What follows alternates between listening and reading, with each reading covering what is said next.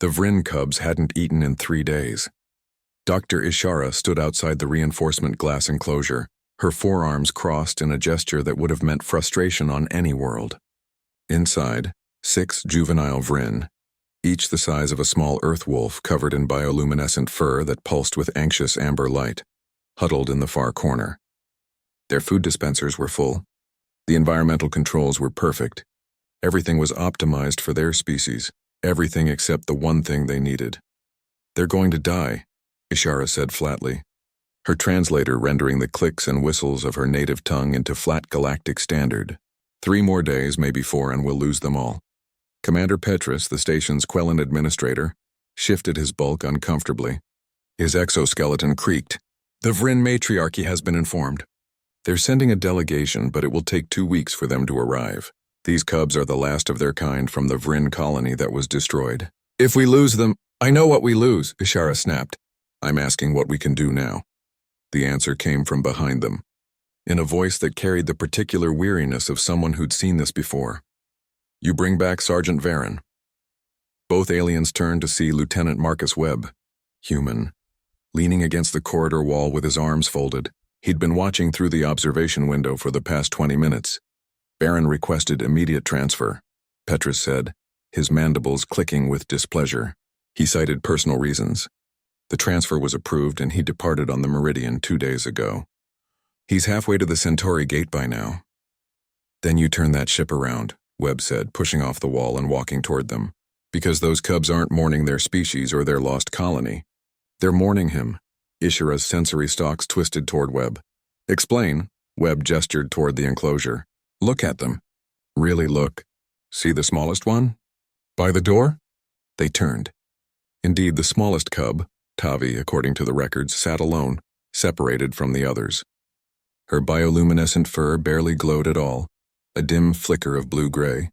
She was staring at the enclosure door with an intensity that was almost painful to witness. "She's waiting," Webb said quietly. "They're all waiting for him to come back." Sergeant Cole Varen had been assigned to Outpost Kepler 7 as a security detail 6 months ago. It was supposed to be a quiet posting, guard duty at a xenobiological research station, protecting scientists from the occasional spatial debris or rogue mining drone. Nothing in his briefing had mentioned the Vryn cubs. The cubs had arrived 4 months into his deployment, the only survivors of a colony ship that had been caught in a stellar mass ejection. 43 adult Vryn dead, 6 cubs traumatized and alone, placed in the station's care until their matriarchy could retrieve them. The problem was that Vryn cubs, like many intelligent species, required more than food and shelter. They required trust, and trust, as the research team quickly discovered, was something the cubs could not extend to any of the dozen alien species represented on the station. They would cower from the Quellans, whose chitinous bodies reminded them of the predators of their homeworld. They would flee from the Ishani, whose multiple limbs triggered instinctive fear responses. Even the gentle Fibari, with their melodious voices and kind intentions, were met with hissing and defensive postures. Then Cole Varen had walked into the enclosure to repair a malfunctioning environmental sensor. The cubs had watched him, wary, tense, ready to bolt. Varen had ignored them, focusing on his work.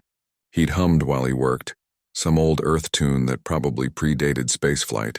When the smallest cub, Tavi, had crept closer, curious about the strange bipedal creature, Varen had glanced at her, nodded once, and returned to his work. No reaching out. No cooing. No attempts to touch or engage, just acceptance, presence, calm. By the time he'd finished the repair, all 6 cubs had formed a semicircle around him, watching. When he'd stood to leave, Tavi had followed him to the door and made a small, questioning sound, the first vocalization any of them had made since arriving. Varen had paused, looked down at her and said, "I'll be back tomorrow to check the panel. Make sure it's holding." He'd kept that promise, and the next day's promise, and every day after. He spent his off-duty hours with them, Webb continued, calling up a series of surveillance recordings on his wrist display. Didn't try to train them or study them. He'd just sit. Sometimes he'd read, sometimes he'd do equipment maintenance. The cubs would play around him or sleep near him, or just watch him work. The recordings showed exactly that, a human in fatigues, sitting cross-legged on the enclosure floor, while 6 bioluminescent cubs treated him like a piece of furniture, climbing on him, curling up against his legs, playing with his equipment while he patiently moved it out of reach. He became their constant, Ishara said slowly, understanding dawning. Their anchor. In a universe that had taken everything, he was the one reliable thing. And now he's gone, Webb said. And they think he abandoned them too. Petrus's translator crackled with what might have been a sigh. The Meridian is a civilian vessel. We have no authority to— Then get creative, Webb interrupted. Because humans invented a saying, not on my watch, and those cubs, they're on our watch now. It took Commander Petrus 40 minutes of bureaucratic gymnastics and calling in 3 separate favors to convince the Meridian's captain to reverse course. It took another 18 hours for the ship to return to outpost.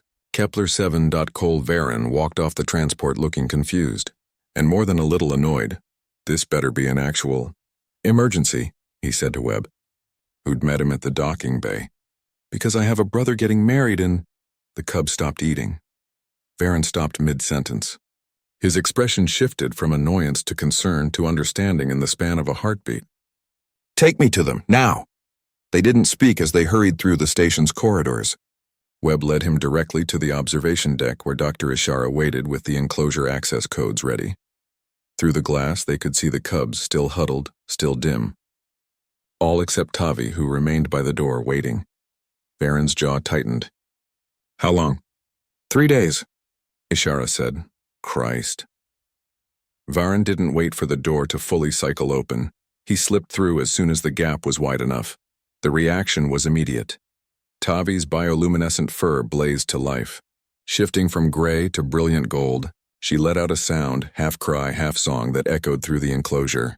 The other 5 cubs' heads snapped up, their own fur erupting in cascades of color. Joy blue, relief green, welcome violet. They didn't rush him.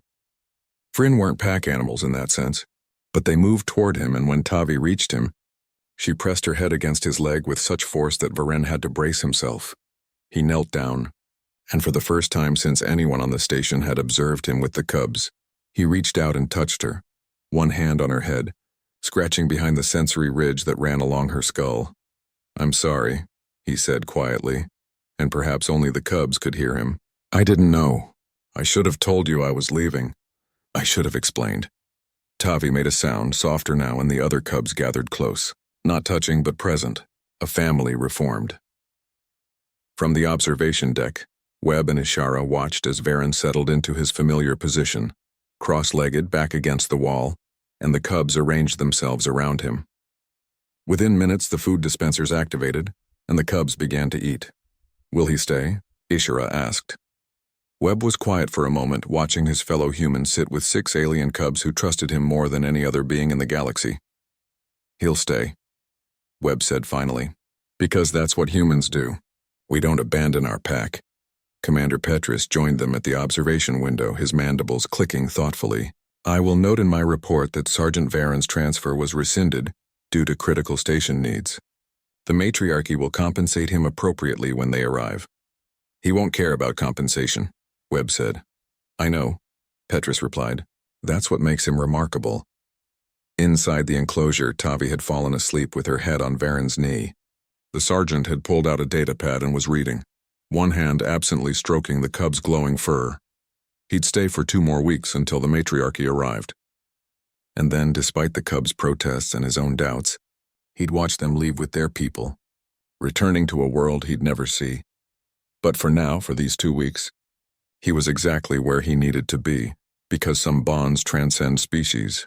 Some trust once given becomes sacred, and some humans, when faced with beings who need them, simply cannot walk away. That was the lesson the galaxy was still learning about humanity. They were terrifyingly stubborn about the things they loved.